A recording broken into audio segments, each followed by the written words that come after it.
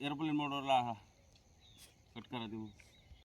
आमचे जलसमाधी आंदोलन चिरडण्यासाठी प्रल्हाद कचरू शेजूळ यांनी आमच्या घरावर दगडफेक करून हल्ला चढवला. केवळ हे आंदोलन चिघळण्यासाठी आंदोलनाची दडपशाही करण्यासाठी हा प्रल्हाद कचरू शेजूळ यांनी आमच्या घरावर रात्री हल्ला चढवला. पण हे आंदोलन काय मागे हटणार नाही.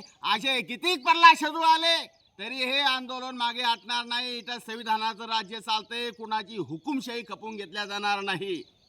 आज आमचं आंदोलन जे आहे आमच्या वैयक्तिक कुटुंबासाठी नाही तर समाजाच्या हितासाठी आहे. जे समाजातले गोरगरीब जनता आहे त्यांच्या हितासाठी आहे. गट नंबर 19 मध्ये 60 जमिनी हिंदू समाजासाठी खुली करण्यात यावी. 60 जमिनी ही हिंदू स्मशानभूमीसाठी राखीव आहे. तसा ठराव सुद्धा केलेला आहे. तत्कालीन सरपंच यांनी तसा ठराव करून तसा नकाशा सुद्धा तयार केलेला आहे व 7/12 सुद्धा तशी नोंद सुद्धा आहे. व जिल्हा परिषद मधील शाळा त्याच्या भोवतालचं जे अतिक्रमण आहे ते अक्षरशः तिथल्या शाळेतल्या विद्यार्थ्याला शिकवताना अडचण येत आहे. खिडक्या सुद्धा उघडल्या जात नाही. ही अशी परिस्थिती आहे. वारंवार प्रशासनाकडे विनंती केली, तक्रार अर्ज दिले, निवेदने केले, आमरण उपोषण केले, अन्नत्याग आंदोलन केले, पण मात्र जाणून बुजून हेतू पुरस्कार प्रशासन या आंदोलनाकडे दुर्लक्ष करीत आहे. तरी शासनाकडे आमची मागणी आहे की तत्काळ हिंदू स्मशानभूमी जागा खुली करण्यात यावी व शाळाभोवतील अतिक्रमण खुले करण्यात यावे. या आमच्या लोकशाही मार्गाच्या संविधानाच्या मार्गाने आमच्या मागण्या सुरू आहे व आमच्या आंदोलन चालू आहे.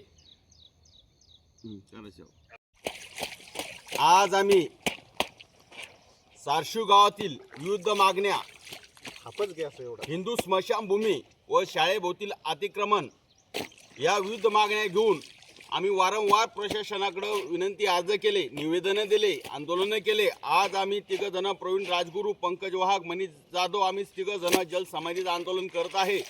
वारंवार प्रशासनाकडे आम्ही निवेदनं दिले पण मात्र प्रशासन संथगतीने काम करत आहे. कुठल्याच प्रकारे प्रशासनाने ठोस निर्णय घेतला नाही व हिंदू स्मशानभूमीची 60 जमीन ही खुली केली नाही. म्हणून आज आम्ही आंदोलन करत आहे. आणि काल संध्याकाळी आंदोलनकर्त्याच्या घरावर सराईत गुन्हेगार प्रल्हाद कचरू शेजूळ यांनी दगडफेक व घरावर हल्ला चढवला. म्हणजे ह्या प्रल्हाद कचरू शेजूळला एवढी हिंमत कुठून आली? सारशू गावामध्ये कायदा सुव्यवस्थेचा प्रश्न निर्माण झालेला आहे. तरी अशा गावगुंडावर ताबडतोब पोलीस प्रशासनानं कारवाई करण्यात यावी व आपलं सारशू येथील 60 जमीन जी आहे हिंदू स्मशानभूमीची ही खुली करण्यात यावी व शाळाभोवतील जे अतिक्रमण आहे ते तत्काळ काढण्यात यावं व या हिंदू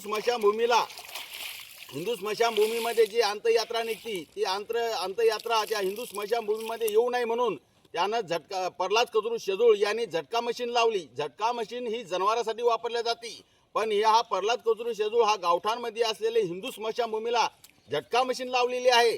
तिथं त्या कारणामुळं हिंदू समाजातील लोकांना तिथं मज्जाव केला जातो व त्यानं कुठं अंत्ययात्रेला विरोध केला जातो. तरी प्रशासनाने जी दखल घेण्यात यावी